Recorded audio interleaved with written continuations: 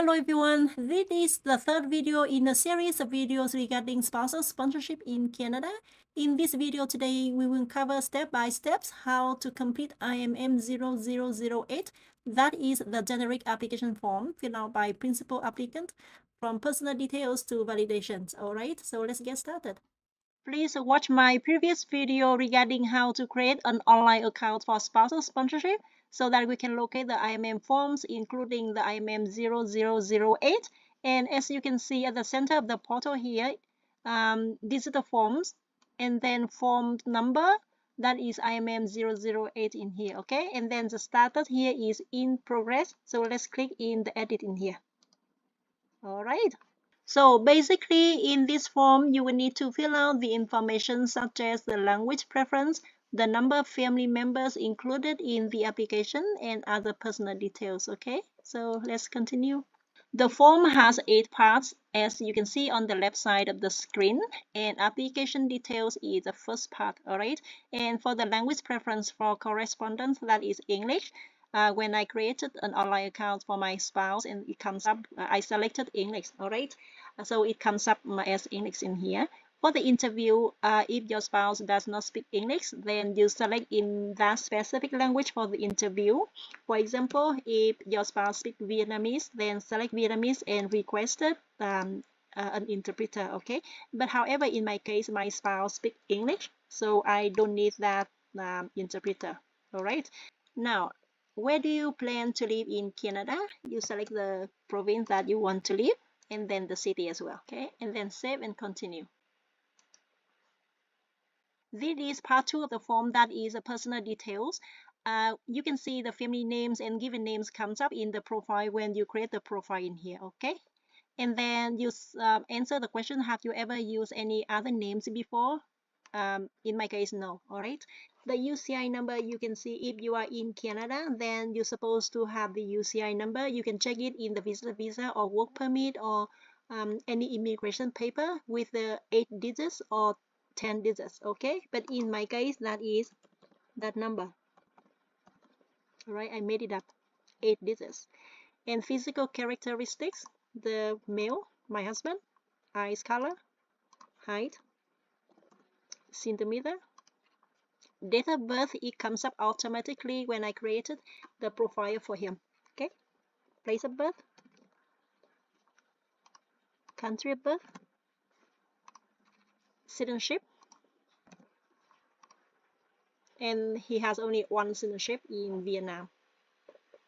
Country's president, that is the country that he is living now, because that is the spousal sponsorship in Canada, that is the inside Canada, so I select Canada. Status, he's a visitor from until date and place of last entry to Canada, place Toronto, and previous countries of residence during the past 5 years live in more than 6 months, no. Marital status, the current marital status, that is married to me. And the date of marriage,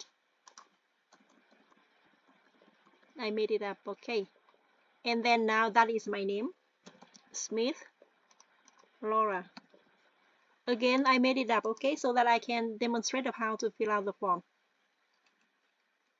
Have you been married or in a common law relationship? No. And then after that, we save and continue, all right? Part 3 is the contact information. As you can see in here, with all the current mailing address and the residential address in here, it comes up automatically. If you want to edit those informations in the mailing address or residential address, you will need to go back to the My Profile, because those informations came from the profile, okay? If you want to edit, then go back, and then after that, you select it in here, edit it in here, okay? And then it will comes up in the contact information part. Okay, let's go back to my application. Okay, we will need to go back here again and again. All right. Yep, here you go. And the primary telephone number in Canada because you are now living in Canada. Let's say the cell phone 519. Okay, let's see.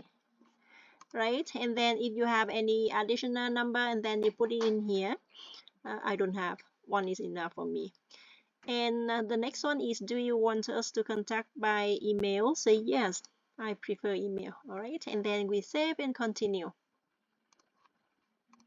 Okay, number 4, that is a passport. Do you have a valid passport? It depends on your situations, okay? But in my case, I do have a valid passport. Okay, and then I put it in here. VN, country of issue date, expiry date,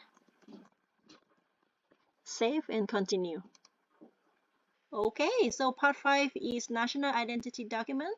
If you have any other national identity document, then you select yes, and then you can enter the number in here and the country of issues. And of course, the issue date. In some country, they don't have the expiry date on that identity. Then you can put the date as 3000 and January 1st, okay, as instructed in the IRCC website. Okay, however, John Smith, the principal applicant in this form, doesn't have national identity document, so I select no and then continue. All right, so here is part 6, the education and occupation detail. In this part, John Smith, the principal applicant, needs to select the highest levels of education. So let's scroll down from this arrow and select appropriately. If he has no education, then just put none. However, in John Smith's case, I select bachelor degree because he is having a degree, okay? And number of education, let's say 16 years. Occupation information is the current job. If the principal works, then enter the title. For example, if he works as a teacher, then enter the teacher in here.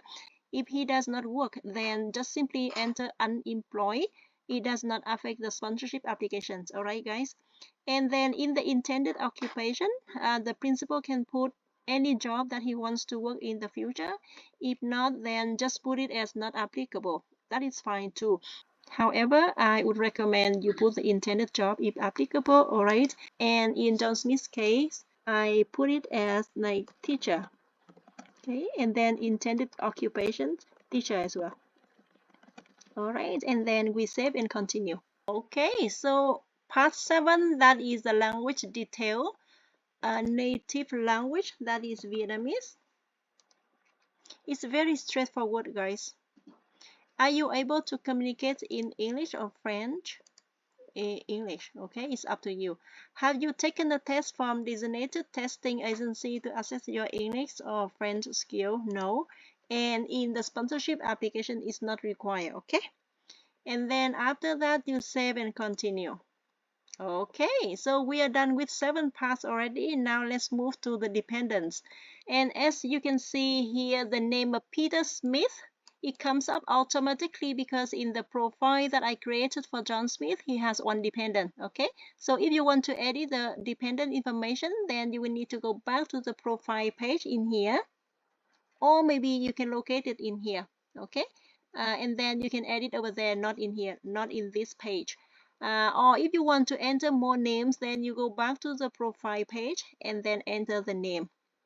Please be noted that you must include details on family members, whether they come with you to Canada or not. And if you don't list them on your application, then you will not be able to sponsor them later if your situation changes, okay? So let's see if we can go back to the My Profile and see how it looks like. Down here, you can see John Smith. Okay, and then, no, I mean, that is the name of John Smith, and then that is a dependent of Peter Smith. Okay, so that is why you see that is the dependent.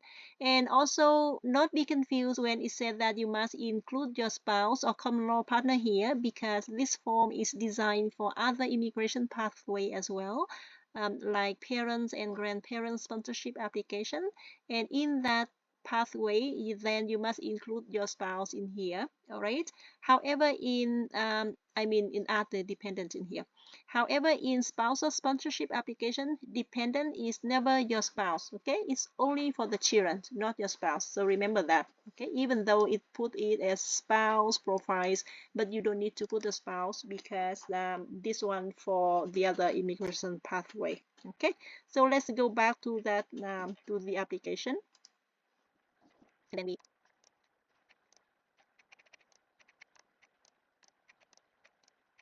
Okay, here you go.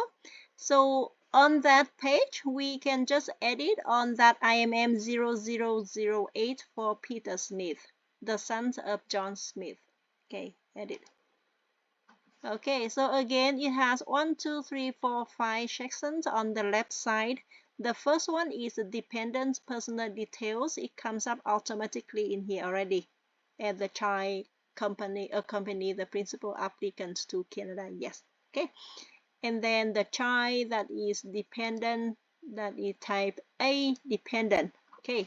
And dependent type, it will be depends on the instructions that you can see from the IRCC website in here, how to fill the generic application form.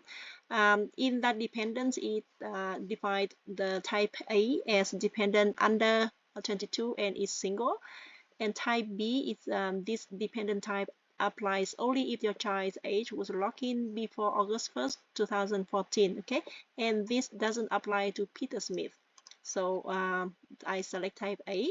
And how about type C? Type C is a dependent 20 years of age or older and has depended substantially on the financial support of a parent since before the age of 22 and is unable to provide for themselves because of a medical condition. All right. So in John Smith's case, his son, the Peter Smith, is under 22 years old, and that is dependent type A. All right. So yeah, you will need to select appropriately.